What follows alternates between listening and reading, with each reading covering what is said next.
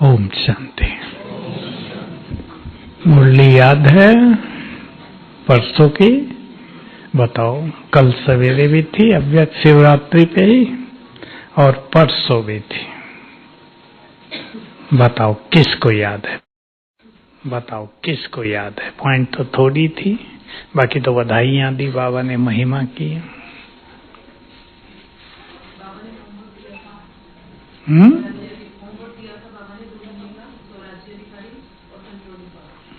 और बोलो।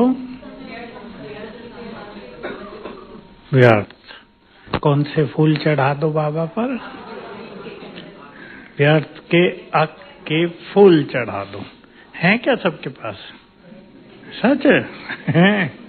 अच्छा, भंडारे भरपूर चढ़ाएंगे। रोज चढ़ाने हैं। एक दिन चढ़ाने से तो काम नहीं चलेगा, रोज ही चढ़ाने होंगे। और क्या था? साथ रहना है बाबा के। मेरा बाबा कहते हो तो इस बात को कम नोट करते हैं लोग। मेरा बाबा कहते हैं, देखो 3 उत्तर आ चुके हैं अब तक। पहले बाबा ने कहा था मेरा कहते हो तो मेरे समान तो बनो। दूसरी बार कहा मेरा बाबा कहते हो तो मेरापन होना चाहिए। और इस बार कहा मेरा बाबा कहते हो तो मेरा और कुछ नहीं। तब मेरा बाबा रियल में होगा। अगर बाबा भी मेरा और बहुत सारे भी मेरे। देखो बाबा का ज्ञान, उसका मार्ग कितना वंडरफुल है। रहो गृहस्थ में, लेकिन रहो उससे उपराम। सबको प्यार की नजर से देखो, लेकिन किसी से प्यार न करो, एक से ही करो। सब अपने हैं, लेकिन अपना कोई नहीं। ये नहीं अपना कोई नहीं, इतना ही, सब अपने हैं। कितना गहरा बैलेंस बाबा सिखाते हैं। समझो ये संसार हमारा परिवार है, बहुत बड़ी चीज हो गई, लेकिन हमारा कोई नहीं। सूखापन नहीं है इसमें। इसमें है बहुत बड़ा रस, क्योंकि मनुष्य की बुद्धि अगर चारों ओर बिखर जाती है तो वो एकाग्र नहीं हो सकती। तो आज हम चेक करेंगे। हमें ये व्यर्थ के अक के फूल चढ़ाने ही हैं, क्योंकि व्यर्थ से अगर हम मुक्त हो जाते हैं, मुक्त तो बहुत बड़ी साधना है होना, लेकिन हमारा व्यर्थ बहुत सारा नष्ट हो जाए तो संगम युग का सच्चा सुख मिलेगा। योग भी बहुत अच्छा लगेगा। नहीं तो योग लगता है? योग नहीं लगता। व्यर्थ संकल्प चलते हैं और मुरली में आ बैठे तो मुरली के लिए बुद्धि में जगह ही नहीं है, बाहर चली जाती रहेगी। तो बहुत बड़ी चीज है। 2 बातें बाबा की मुरलियों से हम नोट कर सकते हैं। जब तुम व्यर्थ से पूरी तरह मुक्त हो जाओगे, यही तुम्हारी संपूर्ण स्थिति है। और व्यर्थ से मुक्त होना ही संपूर्ण पवित्र स्थिति है। तो जो हमारी टॉप की स्थितियां हैं, उन सब में व्यर्थ का कोई स्थान नहीं है। व्यर्थ होने से आत्मा की डिग्री कम होगी या नहीं बोलूंगा, आत्मा की डिग्री कम होगी, तेजी से कम हो जाएगी। अगर व्यर्थ बहुत चलता है तो आत्मा की डिग्री, उसकी कला, उसकी परसेंटेज बहुत डाउन होती जाएगी। इस महत्व को जानते हुए 2 चीजों पर ही बाबा ने ध्यान दिलाया। समय और संकल्प तुम्हारा अनमोल खजाना है, दोनों ही महान हैं। कल के सब, परसों के सब थे, दोनों ही महान हैं। वैसे तो हर मनुष्य के लिए रोज का समय भी बड़ा इम्पोर्टेंट होता है, और ये जो ज्योतिष विद्या है, इसमें तो समय का बड़ा भारी महत्व है। इस टाइम ये काम न करना, इस टाइम करना, वहां तो रोज की चर्चा है। कोई लोग मानते हैं, कोई लोग नहीं मानते, वो अलग चीज हुई। समय बहुत इम्पोर्टेंट होता है मनुष्य के लिए, और संगम युग का समय सोच लो, हीरे तुल्य, बाबा ने भी कहा हीरे तुल्य, जिसमें हम मन चाहे खजाने प्राप्त कर सकते हैं, मन चाहा भाग्य बना सकते हैं हम। सोच लो हमारा ये सुंदर समय कैसे बीत रहा है। सभी चिंतन करेंगे मधुबन में रहते हुए, मेरा ये सुंदर समय, सुंदर भी छोटा शब्द है, कोई शब्द ही नहीं है, भगवान सामने है, तिलक और ताज लेकर आ गया है सामने, लो तख्त पर बैठाने के लिए तैयार है, जितना चाहे जन्म जन्म का भाग्य बना लो। देखो प्रभु मिलन रोज, और जब चाहे, जिस मिलन के लिए युगों से हमें भी इंतजार थी, बड़े बड़े सन्यासी तपस्वी जिस मिलन के लिए तरस रहे हैं, वो मिलन हमें रोज हो रहा है। संसार में कोई सभा होगी जिसमें कहे कि रोज भगवान से मिलते हैं? कल्पना भी नहीं है किसी को। भगवान से मिलन की तो आजकल धर्मों में, भक्ति में बात ही खत्म हो गई है। इच्छाएं लेकर भक्ति करते हैं, बस वो पूरी हो गई, वाह वाह। कोई साक्षात्कार हो गया तो और बड़ी चीज, कोई सिद्धि मिल गई तो और बड़ी चीज, यहीं तक लोग सीमित हैं। प्रभु मिलन का सुख, तो ऐसा सुंदर मेरा समय कैसे बीत रहा है, चेक करेंगे भाई लोग। बहुत सुंदर जगह पर सभी आए हैं, है या नहीं सुंदर सब जगह? विश्व का सबसे महान तीर्थ, मुझे तो वो चित्र सामने है, जब यहाँ भीड़ लगेगी बहुत ज्यादा, निकल भी नहीं पाएंगे आप लोग। जैसे नीचे होता है, अभी भी बड़ी संख्या थी तो गाड़ी ले जाना भी मुश्किल होता था, 1 नंबर गियर पे चलानी पड़ती थी। कौन सी माता कब आगे आ जाए माताएं देखती उधर हैं, चलती उधर हैं बहुत डर लगता है भाई, किसी को जरा भी लग गया, उनको तकलीफ हो ना हो, हमें तो बहुत होगी, किसी को लग गया बेचारे को।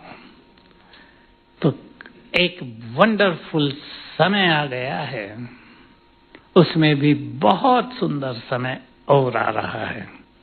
जिसने संगम युग के सुंदर समय को ईश्वरीय प्राप्तियों में बिताया है, प्रभु मिलन के सुखों में, अतीन्द्रिय सुखों में बिताया है, अच्छी साधनाएं करते हुए बिताया है, पवित्रता का आनंद लेते हुए बिताया है, उनके लिए आने वाला समय, उसके लिए भी कोई शब्द नहीं, चमत्कारिक, सर्वश्रेष्ठ भाग्य वाला होगा।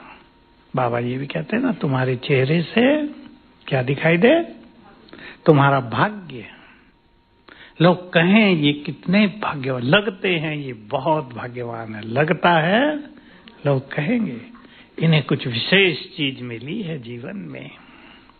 आजकल जो धनवान होते हैं उनके चेहरों पे भी धन की खुशी तो होती है, लेकिन कई टेंशन की रेखाएं भी होती हैं सबकी। धनवानों को हम तो बहुत देखते हैं, कई तो बेचारे अति दुखी, आपसी झगड़ों से दुखी, प्यार में दुखी।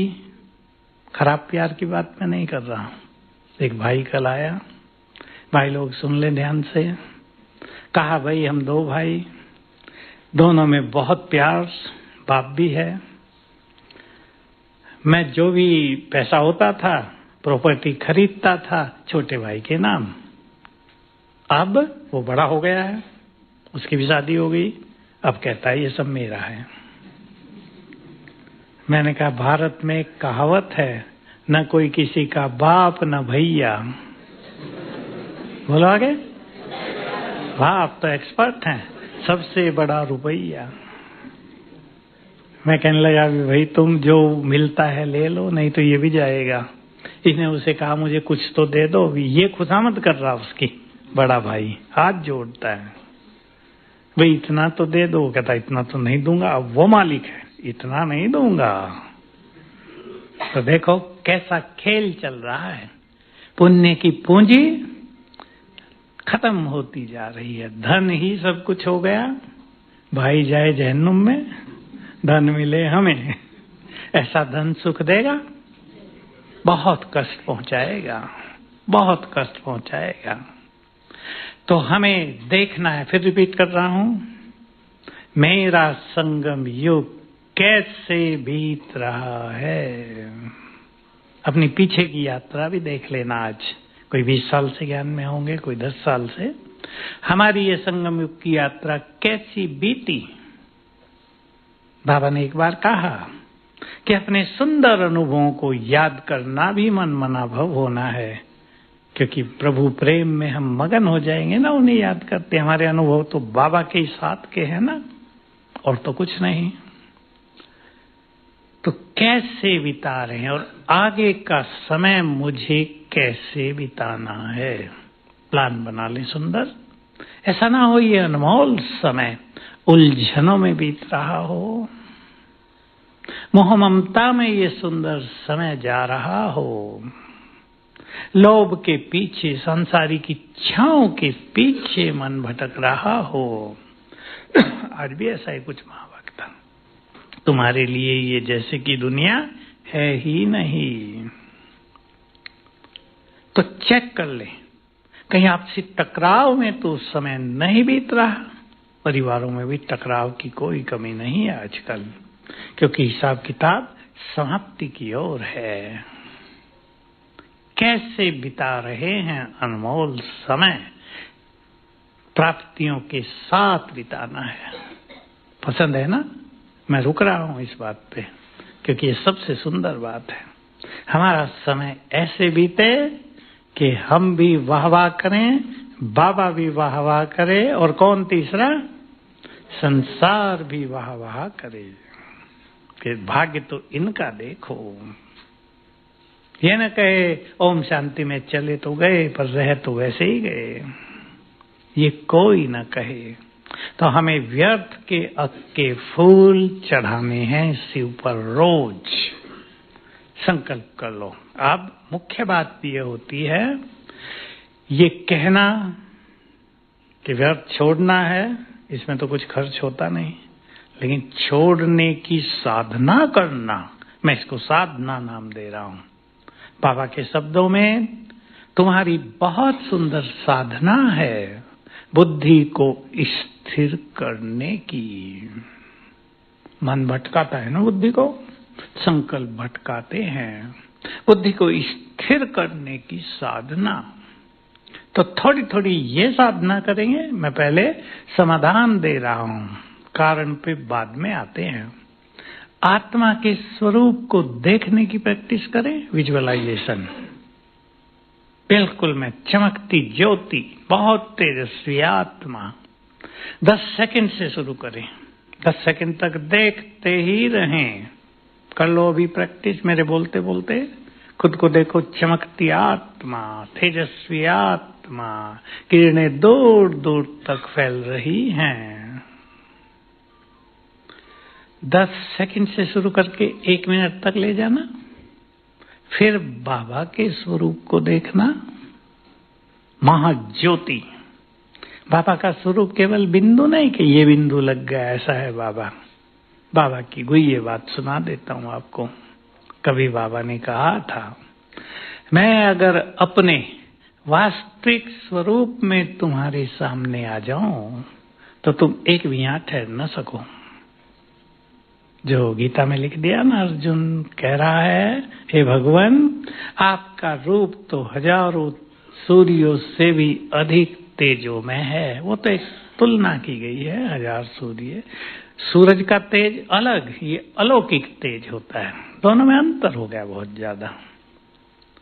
अलौकिक तेज, सूक्ष्म तेज, वो इतना ज्यादा है कि अगर वो उस स्वरूप में प्रकट हो जाए हमारे सामने तो हम ठहर न सकेंगे, देख ही नहीं सकेंगे उसे। इसलिए बाबा अपनी शक्तियों को समेट कर आते हैं। ये बाबा के शब्द हैं। मैं अपनी शक्तियों को समेट कर तुम्हारे पास आता हूं।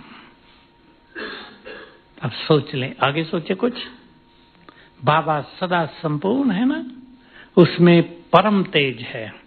हम जब संपूर्ण बनेंगे तो हम में भी वैसा ही तेज आ जाएगा, अति अति तेजस्वी हो जाएंगे हम भी।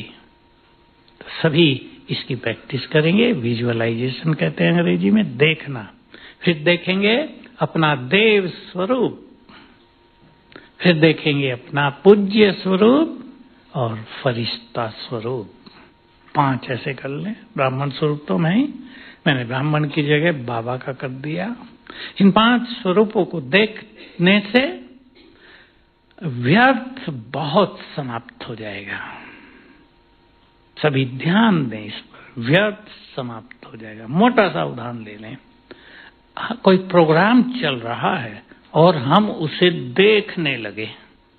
कोई एक्टर है सामने, हम उसे देखने लगे। देखो, हमारी कर्मेंद्री एक ही काम करती है। अगर हम उसे देख रहे हैं ध्यान से तो कान कुछ भी सुनेंगे नहीं। क्या बोला जा रहा हो मिस हो जाएगा। एक ही काम करेगी कर्मेंद्री एक समय में। ऐसे ही बुद्धि से अगर देखा जाएगा तो मन पूरी तरह शांत हो जाएगा। ये मन बुद्धि की बात है ना, सूक्ष्म है, वो कर्मेंद्रियां अलग। ये सूक्ष्म जो हमारी ज्ञान इंद्रिय हैं, जो चेतन शक्तियां हैं, बुद्धि से देखेंगे। आप अपने देव स्वरूप को देखा करो। देखते देखते यहाँ का ये संसार आप ही भूलता जाएगा, इसके आकर्षण समाप्त होते जाएंगे। ये एक विधि अपनाएंगे। दूसरी विधि है, देखो इसमें टाइम तो देना पड़ेगा या बिना टाइम दिए हो जाएगा। मैं कम से कम बात कह रहा हूं। एक बार सवेरे, एक बार शाम को। सवेरे जब हम कहते हैं 6 बजे तक, अब यहाँ माताओं को सेवा होगी, किचन में सेवा रहती है, लेकिन 5 बजे तक, तब तक तो लगभग खाली रहेंगे ना। कोई 4:30 तक खाली होगा, 3:30 उठ के खाली होंगे। तो ये अभ्यास कर लो, एक बार 5 बार कर लो। माताओं की एक बात देखकर मुझे बहुत आनंद होता है। ज्ञानसर रोड में माताओं से मिले हम 6 दिन पहले। मैंने सबसे पूछा, कितने बजे उठती हैं माताएं? मुझे पता तो है, 2:30 बजे, 3 बजे। एक कन्या बैठी थी छोटी आगे, छोटी माना होगी 16-17 साल की। मैंने कहा, तुम कितने बजे उठती हो रोज? 2 बजे। मैं सोच रहा था इनका योग लगे या न लगे, भगवान तो इन पे राजी रहता है। मेरे लिए उठ के यहां तो आ गए, प्यार तो करते हैं मुझे। ये बहुत योग लगना अलग विषय है। अब बचना है व्यर्थ से। तो एक प्रैक्टिस, दूसरी प्रैक्टिस स्वमान की। और स्वमान की प्रैक्टिस से क्या होगा?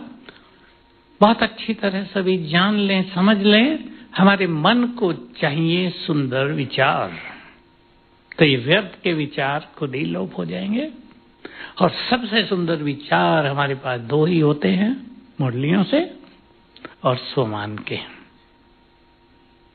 तो स्वमान की बहुत अच्छी प्रैक्टिस करेंगे तो व्यर्थ का प्रकोप नष्ट होता जाएगा। अब जिसको बहुत व्यर्थ चलता हो, आपको तो यहाँ नहीं चलता होगा, लेकिन कोई आपके पास आ जाए कि व्यर्थ बहुत ही चल रहा है, क्या करूं? तो हम उसको एक प्रैक्टिस कराते, आप भी करा देना। जो अपने ही संकल्पों से बहुत दुखी हों, जो ओवर थिंकिंग में आ गए हों। आजकल बीमारियां मानसिक बहुत हो गई हैं। किसी का नाम ओसीडी है, किसी का नाम सिजोफ्रेनिया है, किसी को डिप्रेशन कहते हैं, कई नाम हो गए इनके। किसी को नींद नहीं आ रही है, तो हम उनसे प्रैक्टिस कराते हैं। आपको कह रहा हूं, आपको भी करानी। आपके घर में कोई हो, उन्हें बता दो ये मंत्र है, जो ज्ञान में नहीं है ना, उन्हें बता दो ये मंत्र है, इसका जाप जैसा कर लो। तो कोई भी एक स्वमान लेकर सारा दिन बहुत बार याद कर, जय मंत्र की तरह स्वमान बहुत सारे, 5 चुन लें, 8 चुन लें। मान लो आपने स्वमान चुन लिया, मैं विजयी रतन हूं, बहुत याद कर लें, तो बाकी व्यर्थ संकल्प शांत हो जाएंगे। आपने स्वमान चुन लिया, मैं मास्टर ज्ञान सूर्य हूं, स्वरूप को देखने भी लगो, अपना अभ्यास करने लगो, अनेक व्यर्थ खत्म हो जाएंगे।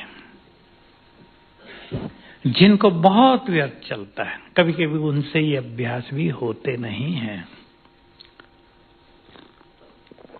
तब कोई उन्हें याद दिलाने वाला चाहिए, रिमाइंडर। अगर वो आपके घर में है, आजकल तो फोन का जमाना है, फोन करके याद दिला दो। कर रहे हैं भाई, फिर करेगा मनुष्य। बच्चे हैं आपके, बच्चों को बहुत ओवर थिंकिंग है, ज्यादा सोचना मोबाइल के कारण। एक बच्ची का इंटरव्यू ले रहे थे कोई, मैं देख रहा था अभी,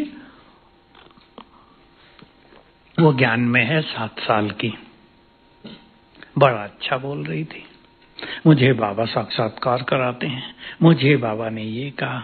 उसे पूछा गया, तुम फोन पे ये वो नहीं देखती, कार्टून नहीं देखती? कहा मैं नहीं देखती। क्यों नहीं देखती? जो कार्टून देखते हैं वो कार्टून जैसे ही बन जाते हैं। छोटे बच्चे कैसा सुंदर उत्तर दे रहे हैं, ये तो हमसे भी नहीं दिया जाएगा।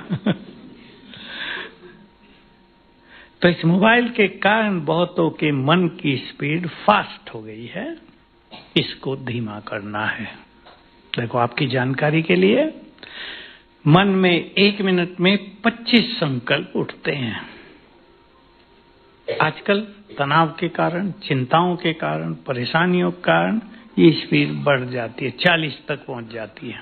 तो मन की शक्तियां तेजी से नष्ट होने लगती हैं, मनुष्य थक जाएगा बहुत जल्दी। इसको हमें धीमा करना है।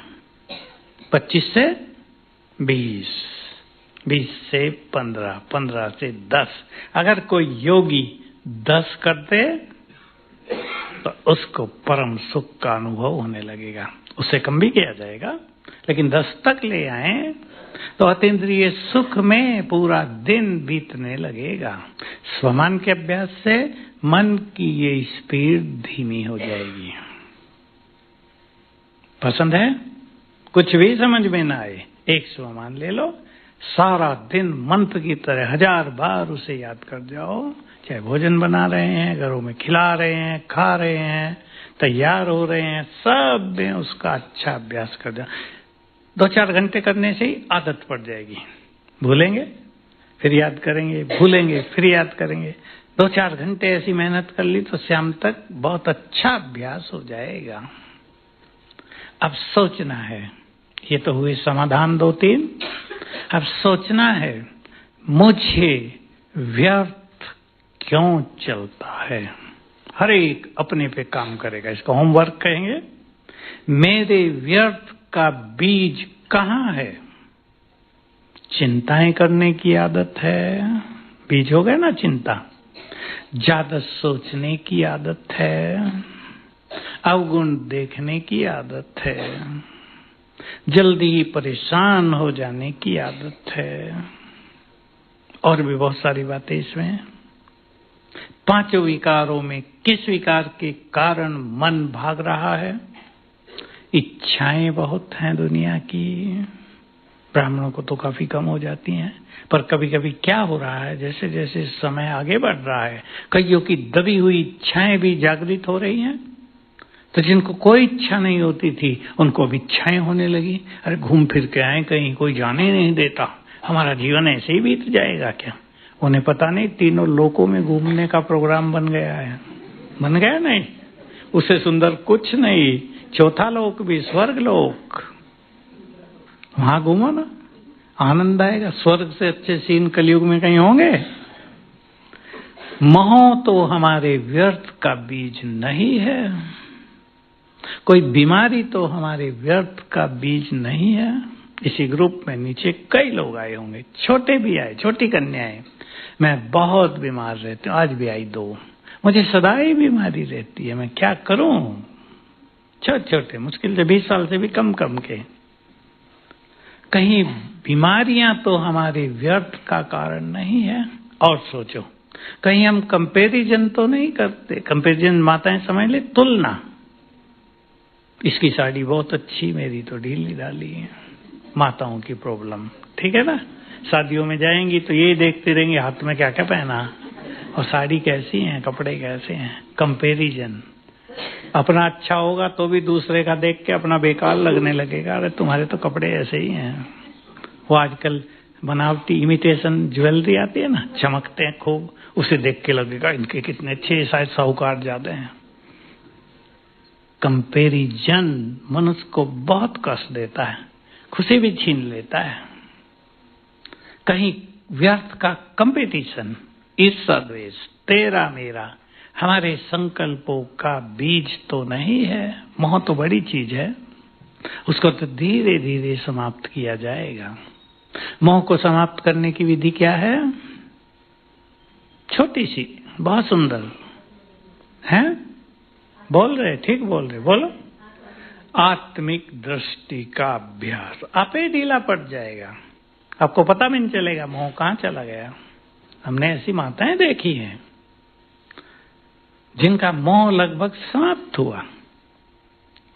जैसे बच्चे 4, अब वो बड़े हो गए, अब उनके बच्चे भी हो गए। अब जो दादी है ना, अब देख लो दादियां बहुत बैठी हैं यहाँ। कोई कोई तो मोह में बिल्कुल फंसी रहती हैं। पहले 2 से मोह था, फिर 8 से हुआ, अभी 15 से है। और कोई कोई सोचते हैं बस कर्तव्य पूरा हुआ, अब इनका अपना जीवन है, करने दो, हम तो बाबा की तरफ चलेंगे, बाबा से सब कुछ प्राप्त करेंगे। इनको हमने कर दिया जो करना था, अब इन्हें जीने दो अपने ढंग से। और कोई कोई क्या करते हैं, मेरी आज्ञा के बिना घर का पत्ता भी नहीं हिलना चाहिए। जो ऐसा करते हैं वो बहुत दुखी रहते हैं, है या नहीं? भगवान भी नहीं सोचता कि मेरी श्रीमत के अलावा तुम्हें कुछ नहीं करना चाहिए। श्रीमत दे देता है, भाई चलो इस पे, फिर साक्षी होके देखता है कौन कितना चल रहे हैं। कई सोचते हैं मेरी आज्ञा के बिना घर में कुछ भी नहीं होना चाहिए, ये परेशान कर देता है। कहीं क्रोध तो हमारे व्यर्थ का कारण नहीं है। व्यर्थ की कामनाएं, इच्छाएं अलग होती हैं। कामनाएं इंग्लिश में कहते हैं एक्सपेक्टेशंस, दूसरों से कुछ बहुत चाहना, दूसरों से कामनाएं रखना, कहीं वो तो हमारे व्यर्थ का कारण नहीं है। चेक करेंगे और एक एक को ज्ञान के द्वारा हटाएंगे। अब इसमें काम करेगा योग के साथ ज्ञान, ज्ञान का बल। और उसमें सबसे सुंदर ज्ञान कौन सा है? ड्रामा का। सुंदर तो सारे ही हैं, पर व्यर्थ को खत्म करने में ड्रामा का ज्ञान, जो बाबा ने कहा 3 बिंदी लगाओ, 2 की बात हम कर आए, आत्मा और बाबा। उसके स्वरूप पर बुद्धि को स्थिर करना है। ये नहीं बिंदी लगा दी हमने तो 3, इससे नहीं काम चलेगा।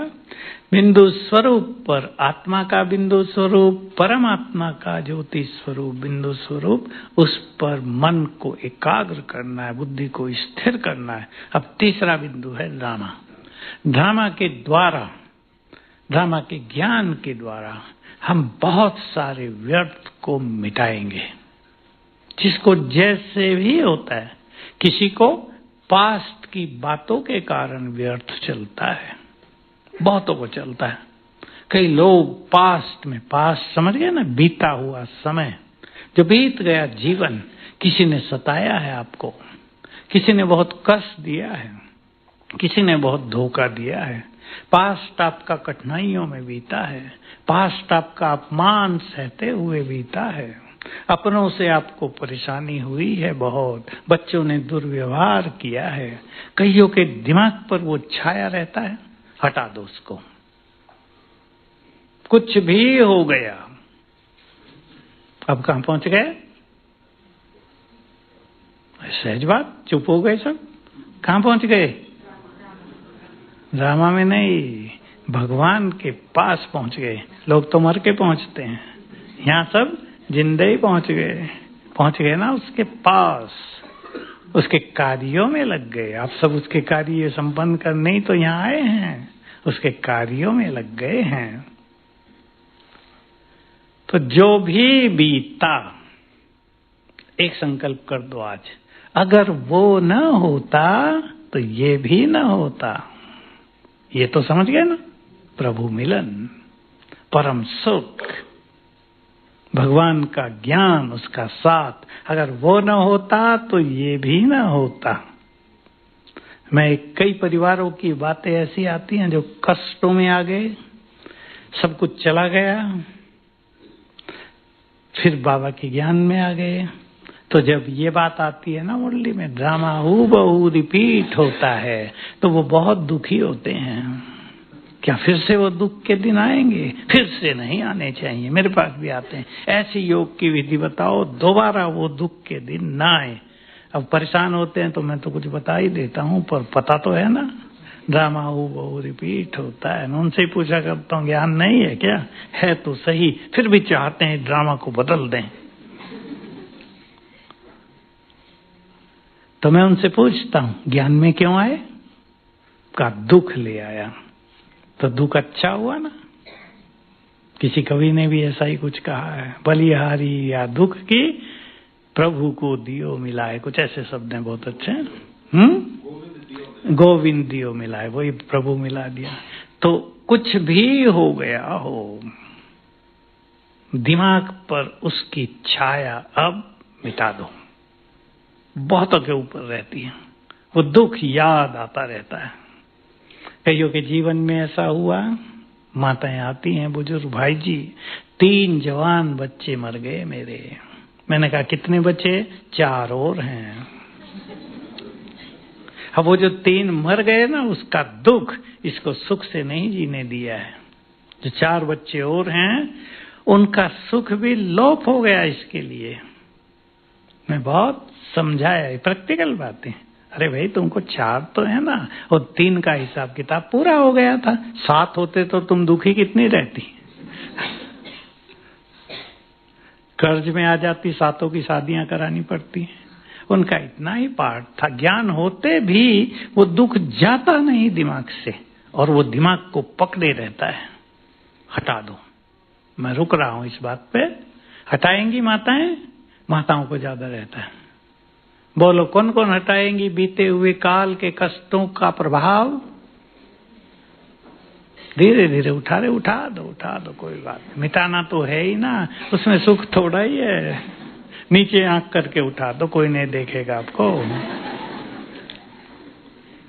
भविष्य की चिंताएं, पास्ट बुरा व्यर्थ चलाता है। कुछ ऐसा है व्यर्थ चलता नहीं है, लेकिन वो दुख ब्रेन को पकड़े हुए है, वो और खराब होता है। भविष्य की चिंताएं, चिंताओं के लिए बाबा क्या कहते हैं? चिंता किसके समान है? चिता के समान, जिंदा जलाती है। भविष्य की चिंता होती है, मां को ज्यादा होती है। बच्चे अब योग्य नहीं हैं, बच्चा शराब पीने लगा है, माताएं आई इसी ग्रुप में। बच्चा शेयर मार्केट में सब कुछ नष्ट कर गया है, और फिर भी कर रहा है। पत्नी भी दुखी, 2 बच्चे वो भी दुखी, 50,000 सैलरी मिलती है, सब सत्ते में लगा के नष्ट कर देता है। मैंने कहा उसको समझाओ 20,000 तो दे दे पत्नी को घर खर्च के लिए। नहीं, तो चिंता तो होगी ना, क्या होगा। एक बड़े से लड़के को माता लेके आज फिर आई, कल भी आई थी, भाई जी इसको देखो। मैंने कहा देख तो लिया। नहीं, देखो अच्छी तरह। क्या है उसको? मानसिक रोगी। अब माँ को चिंता है, मैं कल चली जाऊंगी, इसका क्या होगा। तो चिंताएं तो प्रैक्टिकल रहती हैं, लेकिन कैसे खत्म करेंगे? बोलो। हम नहीं होंगे तो कोई और होगा। बहुत बड़ी त्रासदी हुई थी भारत में, बच्चे बचे थे, बड़े बहुत मर गए थे। एक एक बच्चे को एक एक साहूकार ने गोद ले लिया था। याद हो आपको? कुछ साल पहले की बात है। कहाँ हुआ था मुझे याद नहीं आ रहा, अभी भारत में हुआ था। तो हम नहीं तो कोई और। दूसरा, हर एक का श्रेष्ठ भाग्य उनके साथ है। हर एक का भाग्य उन्हें ले जाएगा वहीं जहां उनको जाना है। और तीसरी बात, बाबा के हवाले कर दो उन्हें। ये सबसे सुंदर बात है। पर ये होता नहीं। करो हवाले और रोज संकल्प करो, इन सभी बच्चों का भविष्य बहुत सुंदर होगा। इस बात को बहुत लोग नहीं समझ पा रहे हैं। हमारे संकल्पों में निर्माण शक्ति है। कौन सी शक्ति? बोलो पीछे वाले, कौन सी शक्ति? जो संकल्प सच्चे दिल से बार बार करेंगे उसका निर्माण हो जाएगा। समा दो इस बात को। अब तो व्यर्थ से मुक्त होना है। कैसे कैसे व्यर्थ चलता है उसको ज्ञान के द्वारा हटाना है, चाहे वो काम, चाहे क्रोध, चाहे लोभ, मोह, जो हमने बातें गिनाई वो सब। ये तो बहुत बड़ा सब्जेक्ट है, एक एक के लिए बहुत कुछ कहा जा सकता है। अब मैं वो बात सुनाऊं जिसका प्रैक्टिकल में प्रयोग करना, और आप उसे लगभग भूल गए। परसों बाबा ने कहा दिल से कहो, आगे नहीं मीठा बाबा, ये तो रटा हुआ आपको, कुछ और बोलो। भाई लोग बोले, हे दयालु कृपालु बाबा मेरी ये बात ले जाओ। प्रयोग करें सभी, इसको एक्सपेरिमेंट बना लें अपने जीवन का, एक अध्याय शुरू करें जीवन में। जब हम इस तरह बाबा को कह के, ये पुकार नहीं है, ये अधिकार है। मेरे मीठे बाबा, दयालु कृपालु बाबा मेरी ये चिंता ले जाओ। ये बच्चों का भविष्य तुम्हारे हाथों में, ले लो इनको अपने हाथों में। बहुत सारे प्रयोग कर सकते हैं। आप यहाँ आ गई, घर से कोई मैसेज आ गया, मैसेज भारी है, आपको कष्ट होने लगा, करो बाबा को यूज, संभालो इसे और देखना कैसा संभालता है। संभालेगा या नहीं? हमसे अच्छा संभालेगा, बहुत अच्छा संभालेगा। ऐसे प्रयोग सभी को करने हैं। मैं सोच रहा था कल बाबा ऐसे बता रहे जैसे भक्तों को सिखाया जाता है ना। हमें बाबा ने पिछली बार कहा था, हे दयालु कृपालु रहम दिल बच्चों, अपने भक्तों पे रहम तो करो। हमें भी कहता है जो क्वालिटी उसकी है वही उसके बच्चों को उसने दे दी है। तो हम अपने स्वमान को बहुत बढ़ाएंगे, बहुत ऊंचा उठाएंगे और लक्ष्य बना लो। एक लक्ष्य की जरूरत होती है कि मुझे व्यर्थ को छोड़ना है, न व्यर्थ सुनना है, न व्यर्थ की बातें करनी है। जो बातें बहुत करेंगे व्यर्थ की, उनका मन व्यर्थ में रहेगा, समर्थ में। माताएं खाली हो गई, 4-5 मिलके बैठ गई, अपने अपने घरों की सारी खोल दी पोल। मेरी बहू ऐसी है, इसकी ऐसी है, उसकी ऐसी। 1 घंटा वार्तालाप करके चुप हो, हल्के हो के चले। हल्के होंगे भारी, व्यर्थ बढ़ जाएगा। चलो अब संकल्प करें सभी, कोई व्यर्थ की बातें नहीं करेंगे, न मोबाइल में देखेंगे, न कानों से सुनेंगे।